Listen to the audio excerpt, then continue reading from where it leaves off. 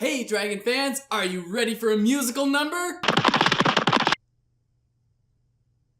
Where did everybody go? I guess Disney really is the only one who can do that.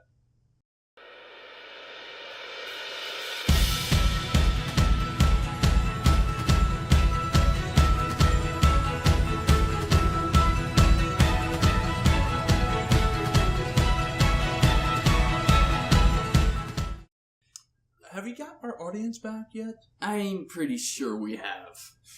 Okay, good. Yeah. Oh, episode 9, Tone Deaf. Yeah, you gotta pronounce that TH. Yeah.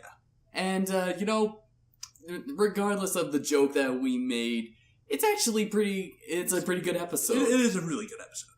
And a pretty good 3-act structure. The first act was built it up. The second one was hilarious. Third one was a nice mix between suspense and action-packed, as well as hilarious. Yes.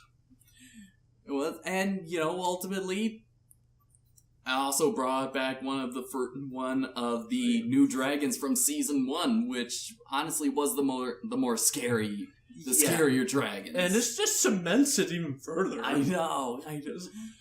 This episode. I think the summary first is that the writers, they rescue an egg from the hunters, they give it back, and it turns out that the egg hatches into a baby death song, and it's constantly wailing. It's constantly wailing. Yes, wailing like a banshee.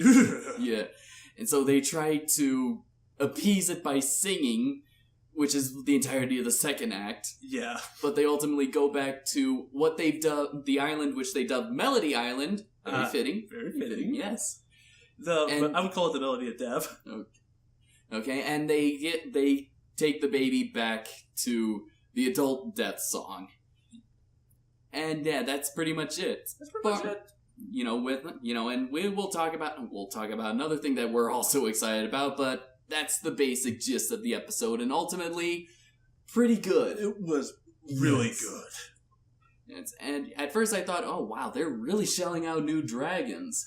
Now, and only I was eating those words because this is kind of a new-ish dragon. It's kind of almost like when you watch Tremors 4. You're not seeing a new version of the Graboid. You're seeing a different stage of their life. Yeah, but still, the fact... Okay, freaking... It's adorable! It's freaking... Look at this thing! Just look at that thing! Yeah, and the way that... Yeah, and you know what? Every time it opens its mouth and wails and everyone's in pain, I just can't help but think... Not the mama! Yeah, that. Yeah. But, yeah, it's adorable. God, it was even more adorable when Heather sang it to sleep. I know. Yeah, so yeah, that's all, the entire second act is based on them pretty much trying to live their lives, singing to this dragon. Singing to this dragon, trying to tame it. And that raises a really poignant question.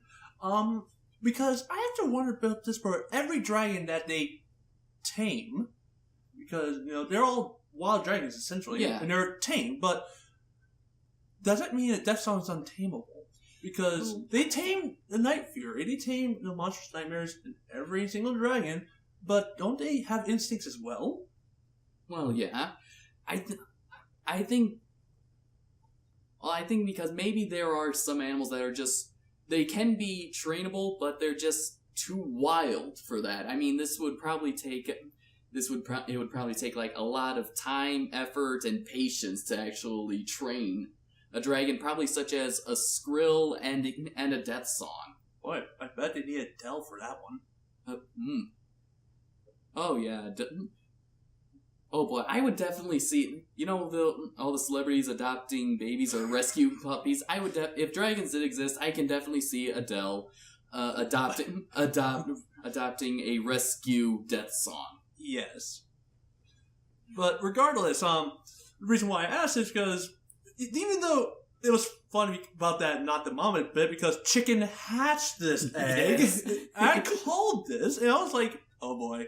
I was thinking of a scenario of, you're my mommy. That was in my head. Like, dragon hatches, it looks at the first thing, and I pray to God I wasn't thinking Snout was his mommy, and then it looks at chicken, and spits amber. I know. And that moment when we see that amber, it's like something, it clicked in us. I mean, I was like, oh, yeah. Shit. Yeah.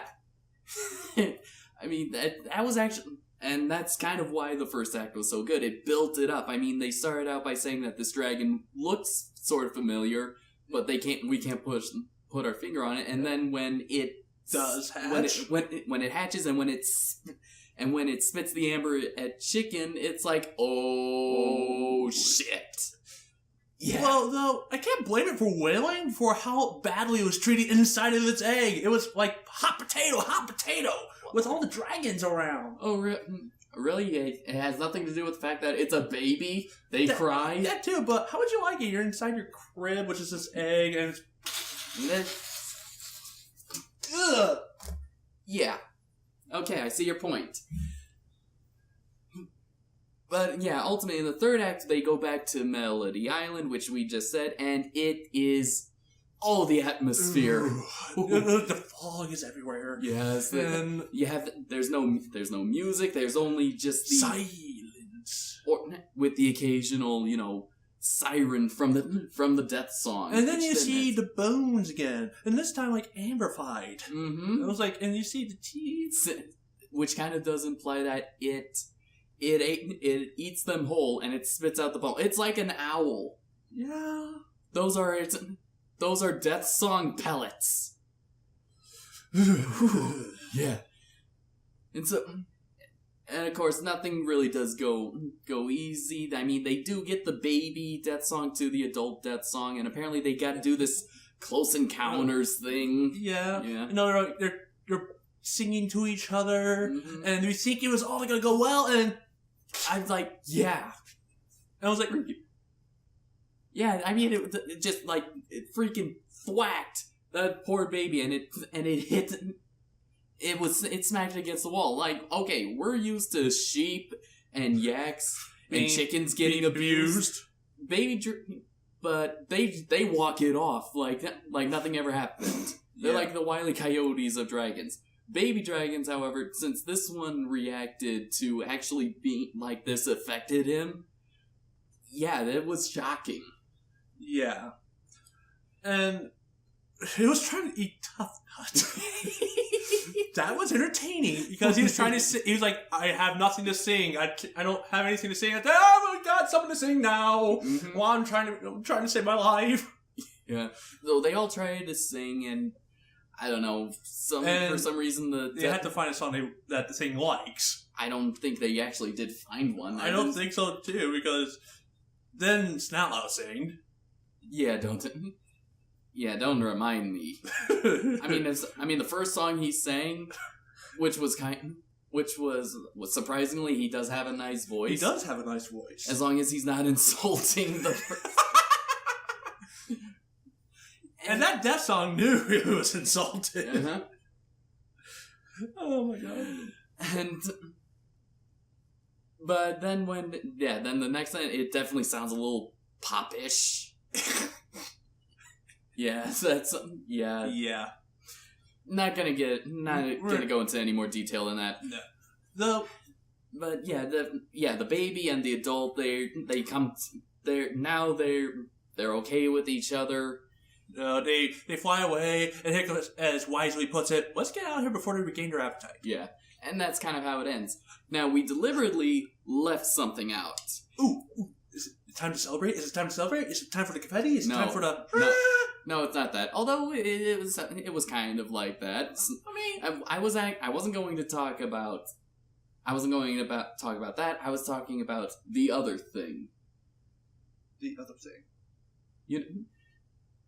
Remind me of the other thing? It's let's see. It's cool, badass, and it flames up. Infernato! No, that's the dragon. Oh. It's Inferno. Oh. Yes, Inferno. Yeah. Okay, but before we get to that, okay, I'm pretty sure you were thinking about the Hickstrid undertones, right? Okay, come. Stella finally gave up! I think, yes, so far. He's moved on! At least until Heather goes away. Yeah. Yeah. But I just like the way that Hiccup reacts to that. He's just coy. He's like, Yes, are you and Astrid know something? Do you and Astrid know something that we don't know? But anyway, no. We see when Chicken is encased in the amber, Tough Nut is just absolutely freaking out. Yes, and absolutely no using the fire. Yeah, and Snap puts it. Let's have some rotisserie chicken. Yeah, no, bad Snap bad. All right, but so Hiccup, being the genius that he is, very crafty, he takes one of his daggers, coats it in Monstrous Nightmare jelly, and then uses the Zippleback to spark it. And at that moment, I paused it at the right moment where I just saw the spark of inspiration to what would become Inferno. And even in the middle of the episode, we see the Mark I version of it, and it's all coming full circle. It is. And in fact, it ends in a badass way. The second act ends in a badass way. That's what I was trying to say. Where we get a close up of where he just ignites it, and it ignites off camera, and then he holds it in front of him, and it's so freaking awesome. It's so awesome. Yes. Even the other Dragon Riders were making fun of the name, but still. There's it doesn't have a... Je ne sais quoi. Je ne sais quoi. Right. And so it ends with... And at the end, Hiccup, just flies off. Racing towards the edge so that he can get to work on it. And in a bit of nice little... Let's call it Deadpooling now, because that's what he's known for. Astrid says, and that's the last we'll see of Hiccup for a week. Yep. Though, we did leave out the Astrid making jokes. Oh, yeah. That was fun. That was fun, yeah. In fact, we even saw Joe come back from Defenders of Berk. How do you get a one-armed Jorgensen out of a tree? You wave at him. Good old days. Yes. But no, seriously, the high point of this has to be Chicken, Rough Nut, and Tough Nut singing opera. I know. That cannot be topped. That's like on precedent with... If they were to make an entire episode of those three singing opera, that would be like Bad Moon Rising 2.0. Yeah, it would be. I would pay to see that. You'd pay to see opera? Opera by those three? Yes. Because it's bound to be as bad as it is good. It's so good it's bad. Or just good. That too. So yeah. Anyway, is that it? Do we have anything else? I don't think we have any more. No. Okay. No more. So, did you bring the stop sign this time? You didn't tell me in the memo. I'm sorry. I have poor communication problems. Welcome to my world. Yeah. There we go. We'll just have to make do with that. We'll see you next time for episode 10.